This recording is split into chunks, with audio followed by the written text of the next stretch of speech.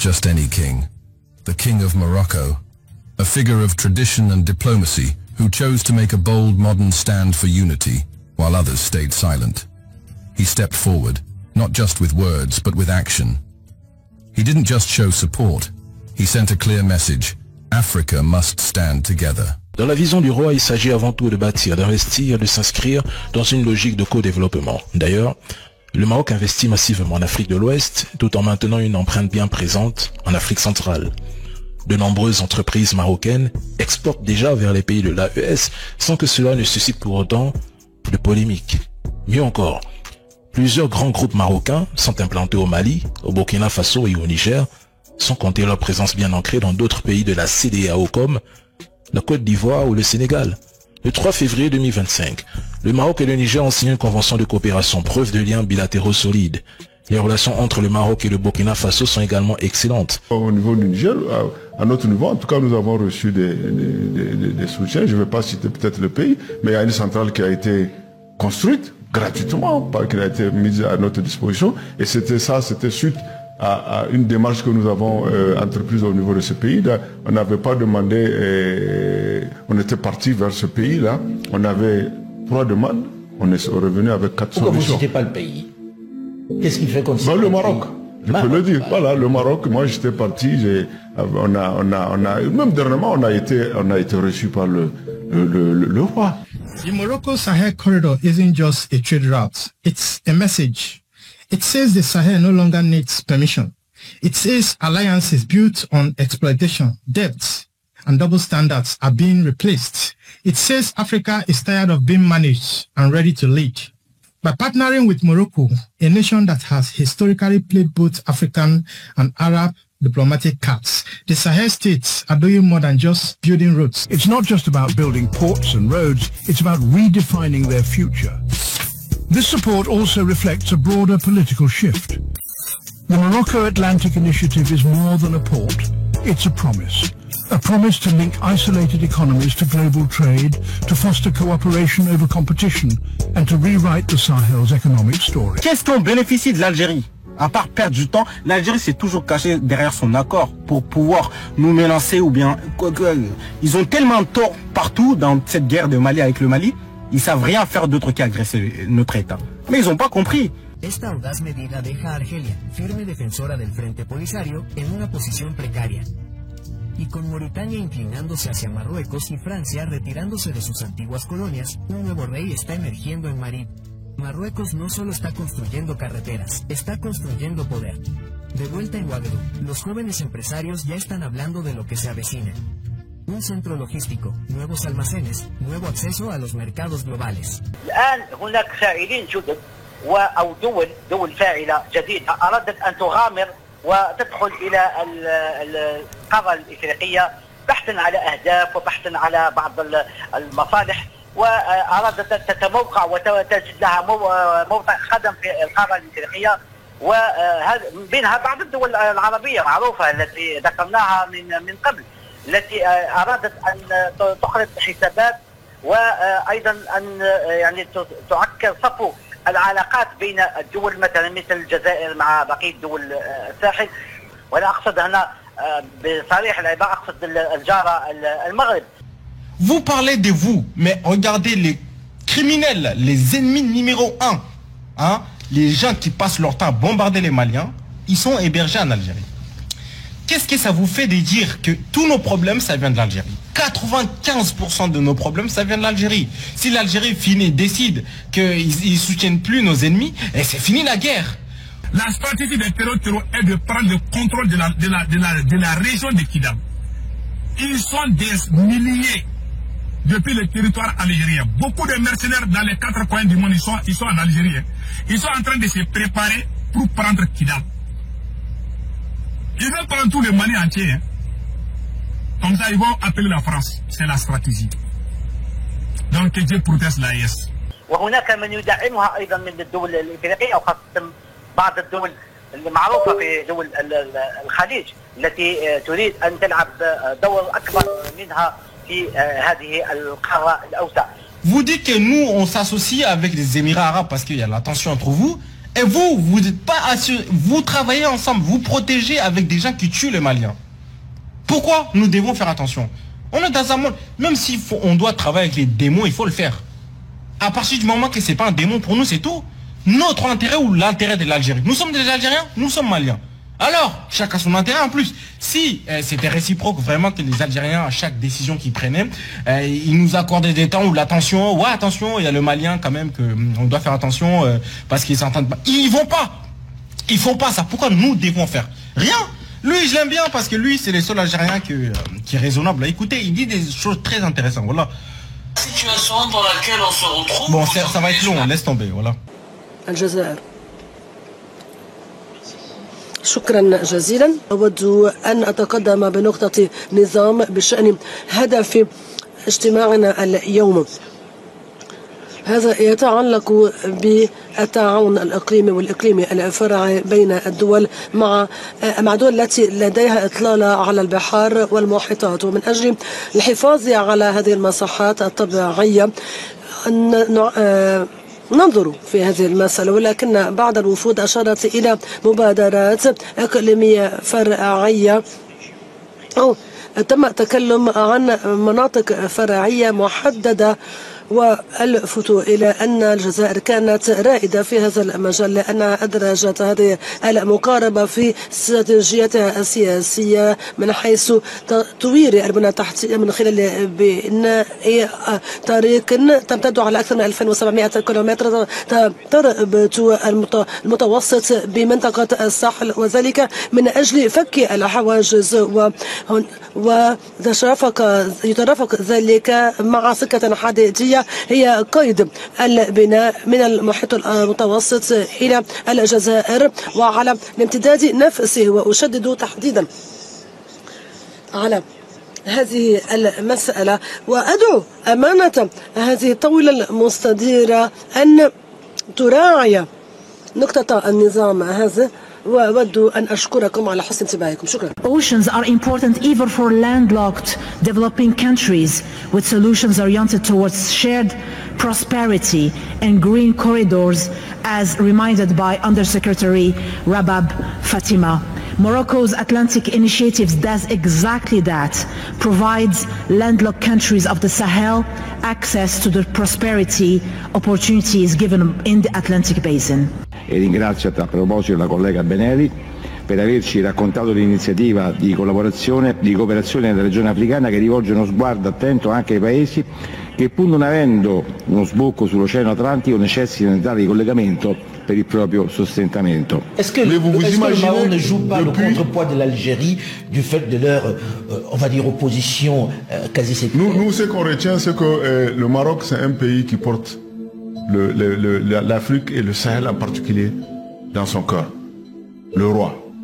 Et il a été au Niger, il ne s'est pas arrêté à Niamey. Il est parti à l'intérieur. Et c'est pas la première fois que le roi manifeste, que Dieu le garde, manifeste sa solidarité, sa compassion. Ça n'a rien à voir avec l'opposition avec l'Algérie? Non, non.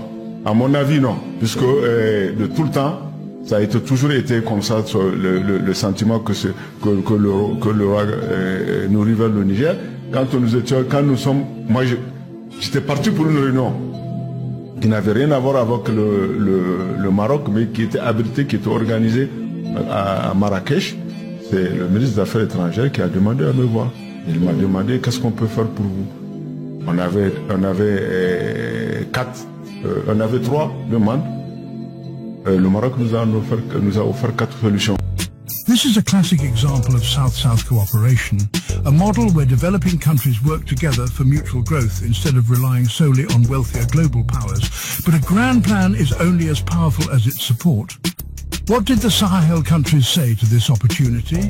In a historic diplomatic gesture, the foreign ministers of Mali, Burkina Faso and Niger travelled to Rabat in April 2025 to meet with King Mohammed VI.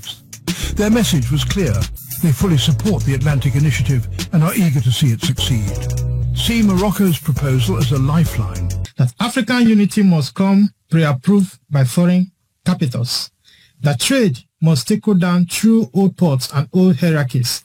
That landlocked means powerless. Not anymore. With every kilometer of highway, every rail laid, every container offloaded in Dakhla, the Sahel is proving a point, not just to West Africa, but to the world. Africa's future will not be outsourced. It will be engineered by Africans for Africa. Morocco opened the door he offered. Military cooperation, economic lifelines, and access to Morocco's Atlantic ports. It wasn't just symbolic. It was strategic, a potential turning point for the AES alliance and a glimpse at what African unity could actually look like. This isn't just about politics, it's a spark. A moment that reminds us, unity isn't a fantasy. It's possible. It happens when one nation refuses to let another stand alone. When courage speaks louder than silence, when brotherhood matters more than borders, and maybe, just maybe, the King of Morocco just poured water on that seed of unity, a united Africa. Justement, ma question, parce que vous avez évoqué l'union du Maghreb arabe. Dans cette émission, on avait déjà évoqué l'initiative Atlantique Sahel portée par le royaume chérifien pour désenclaver les pays du Sahel, avec notamment la Mauritanie qui accompagne ce projet. Et puis le nouveau président de l'ABAD, en l'occurrence qui est aujourd'hui mauritanien, est-ce qu'il va aller plutôt dans le sens des projets aujourd'hui qui sont portés par son pays ? Je pense qu'il va financer des projets bankable. Évidemment, il y en aura beaucoup et c'est là où la question du lobbying va se poser. Ce que cherche le royaume chérifien, c'est jouer un rôle de hub économique et logistique au Sahel, accroître son influence géopolitique et contribuer à la stabilité régionale. En offrant un accès stratégique à l'Atlantique et en multipliant ses investissements, je pense que le Maroc veut se positionner comme un partenaire fiable et stratégique pour l'AES, tout en consolidant son leadership continental. C'est à l'AES de décider s'il passe par le Togo ou par un autre pays d'Afrique de l'Ouest, pas d'Ani. But this isn't just a diplomatic gesture or a pipe dream.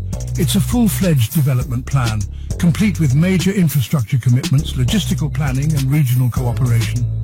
At the heart of this project is the Dakhla Atlantic Port, currently under construction in Morocco. This port is being designed as a world-class trade hub, capable of handling high volumes of cargo, shipping containers, and even energy exports. The vision is to make Dakhla the ultimate bridge between inland Africa and global trade routes connecting Europe, the Americas and Asia. Le Mali souhaite que l'Algérie puisse respecter la souveraineté du Mali avant d'envisager toute collaboration, que l'Algérie puisse cesser d'être une base arrière pour soutenir des groupes terroristes qui déstabilisent le Mali et que l'Algérie cesse de s'ingérer dans les affaires intérieures du Mali. Et ces principes s'appliquent à tous nos voisins.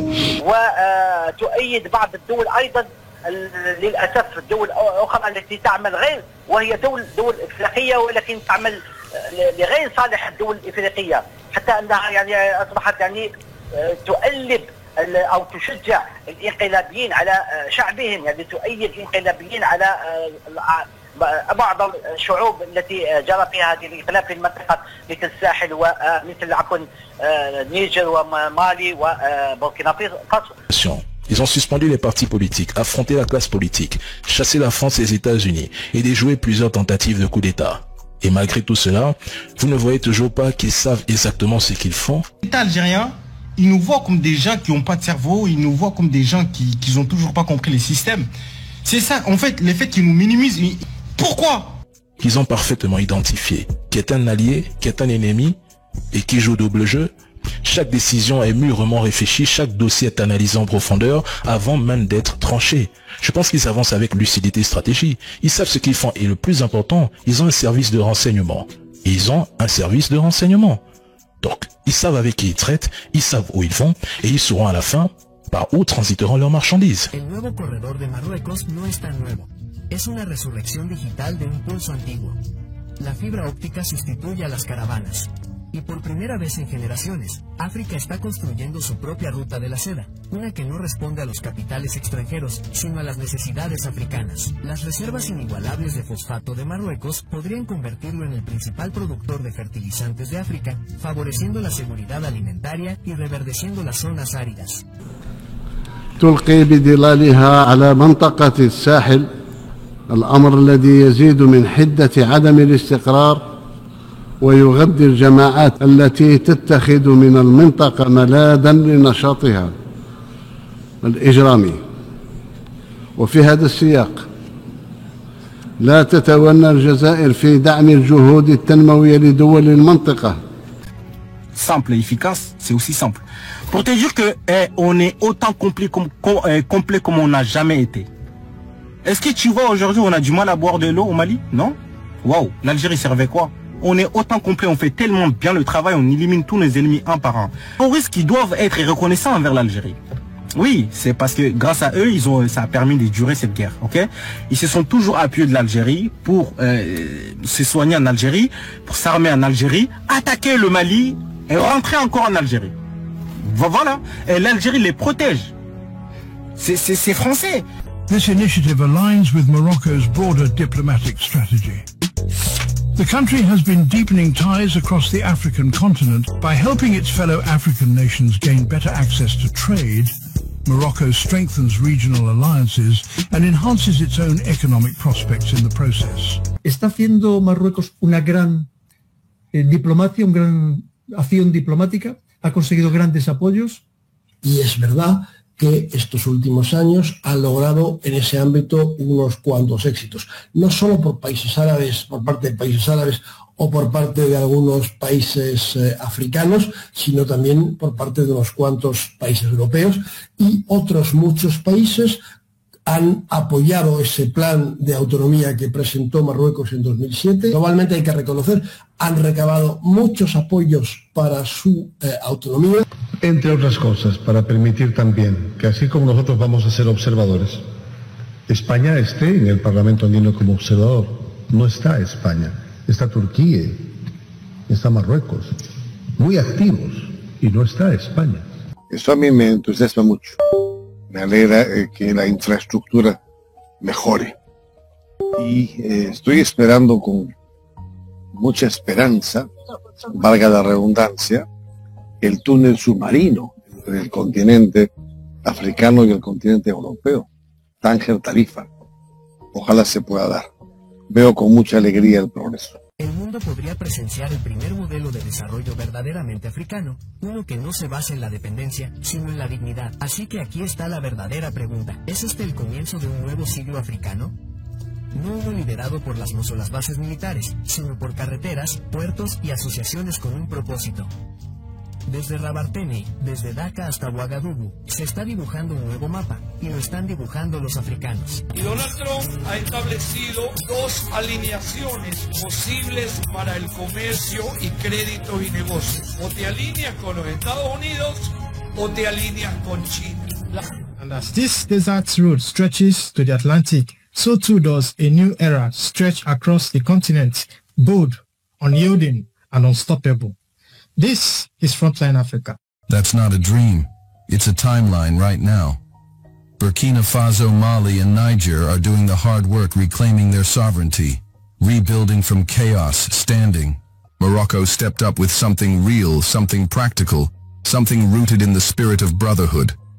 Not for applause, but because it was the right thing to do. This is the model Africa needs, not more waiting, not more isolation, but action, collaboration, leadership that starts at home. So hats off to Morocco for setting the bar, but imagine if more countries followed that lead, if more African nations chose teamwork over silence, partnership over politics. Imagine the kind of Africa we could build strong, independent, united, and finally taking its rightful place on the world stage, that future. It's not far off, but only if we choose to build it together. They are realigning power on the continent. For decades, the economic address of West Africa flowed through former colonial ports controlled by nations aligned with France. From isolation came innovation. From sanctions came sovereignty. From exclusion came imagination of a continent unshackled from dependency. And from Morocco came an opportunity, not as a savior, but as a partner willing to build, to connect, and to dream beyond borders. Has citado al Frente Polisario. ¿Cuál es la situación concreta ahora mismo del Frente Polisario? Tú has dicho que está muy debilitado, que prácticamente no tiene capacidad de actuación, o por lo menos no para representar una amenaza importante para Marruecos. ¿Cuál es su situación concreta?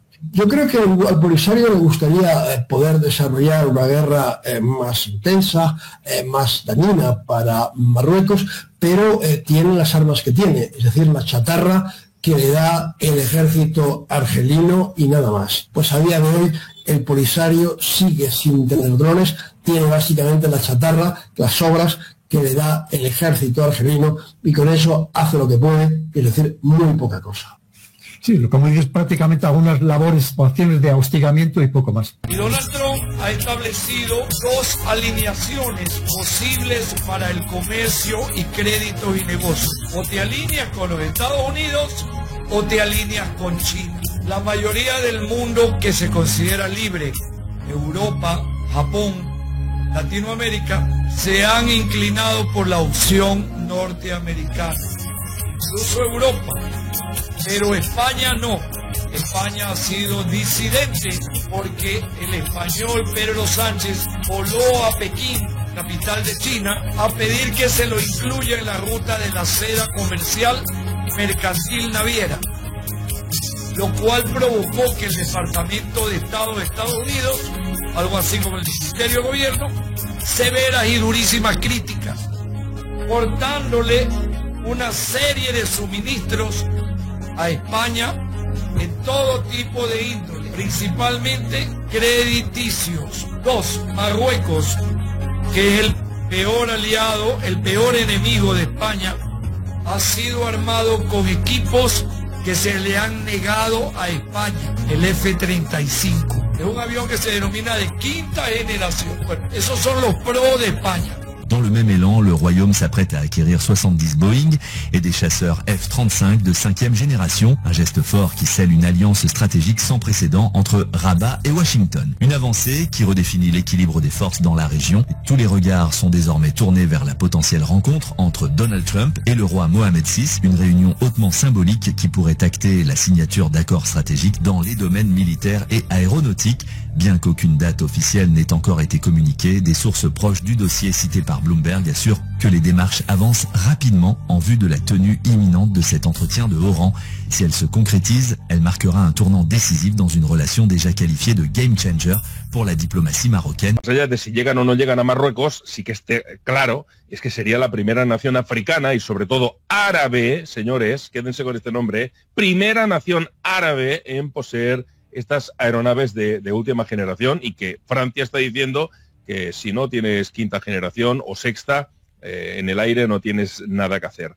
Pero claro, una operación que en ese momento ese medio cifra en 17.000 millones de dólares. Pero amigos, el lobby marroquí en Washington es potente, mucho más potente de lo que es el español, por poner un ejemplo, y de muchos otros. Se ha dedicado muchos recursos a poder trabajarlo, y hasta lo que sabemos, pues Trump considera al país Marruecos pues, como un aliado fiel, ¿no? Les relations techniques et militaires entre Rabat et Washington ne datent pas d'hier. En 2020, le Maroc a déjà signé pour 24 F-16 Block 72, dont la livraison est prévue cette année. Une modernisation parallèle de sa flotte existante de F-16 est également en cours, avec des systèmes de pointe comme le radar AESA ou encore des modules de guerre électronique intégrés. Si ce projet aboutit, le Royaume deviendrait le premier pays africain et arabe à disposer de cet appareil, symbole d'une montée en puissance stratégique sans précédent. ¿Qué pasa con el tema del armamento? Aquí, por ejemplo, esta noticia dice: el ejército de Marruecos recibe vehículos blindados MATV estadounidenses. ¿Se está armando tanto como nos cuentan en carros de combate, en aviones, en guerra electrónica, proporcionado por Estados Unidos, por Reino Unido? Es el tercer ejército de África, por lo menos sobre el papel. Bueno, después los expertos discuten mucho, yo no me atrevería nunca a entrar en esa discusión, sobre si al final, equipado con armamento occidental, Marruecos, aunque gaste mucho menos en defensa, no sería, en el caso hipotético de una guerra, más eficaz que su vecino argelino, cuyas armas y cuyo modelo de ejército está en buena medida calcado de Rusia. Y esto sobre temas sobre el que siempre se ha hablado, discutido, analizado, todo esto se ha reactivado desde que empezó la invasión rusa de Ucrania, porque en el terreno, sin lugar a dudas, las armas occidentales han resultado más eficaces que las rusas. De ahí que esa ventaja tan grande de Argelia sobre Marruecos, sobre el papel, quizás en la realidad no sea tan grande. تفاعل رواد النت مع مقال للسفير الصيني بالمغرب سلط فيه الضوء على موقف بلاده من القرار 2758 الصادر عن الجمعية العامة للأمم المتحدة سنة 1971 والذي نص على استعادة الصين لمقعدها الشرعي داخل المنظمة الدولية. Est-il juste et équitable que 600 millions d'individus, le tiers du monde, n'existent pas parmi nous? Est-il normal que nous le rencontrions dans nos ambassades, que nous le rencontrions dans nos traités commerciaux, qu'il participe avec nous à l'industrialisation de nos pays, à la commercialisation de nos produits? Est-il possible d'imaginer que l'on puisse rencontrer monsieur un tel représentant de la Chine communiste dans telle ambassade ou dans telle autre ambassade, et que cette maison qui doit être la maison de tous lui soit fermée? Je demande aux Nations Unies, je demande à tous les pays ici présents d'être réalistes, de voir le problème en face et d'admettre la Chine populaire dans son sein, car au fond, sa participation avec nous aurait certainement un plus grand poids que son opposition à l'Assemblée générale des Nations Unies.